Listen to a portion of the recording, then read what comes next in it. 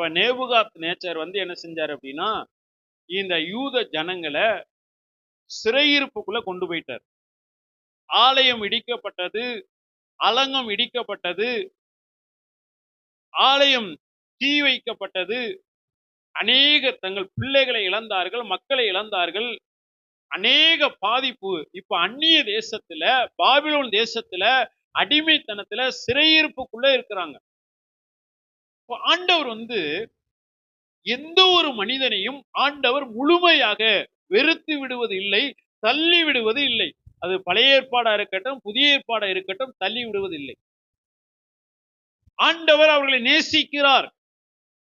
இமைப்பொழுது உன்னை கைவிட்டேன், உருக்கமான இரக்கங்களால் சேர்த்துக் கொள்ளுகிற தேவன்.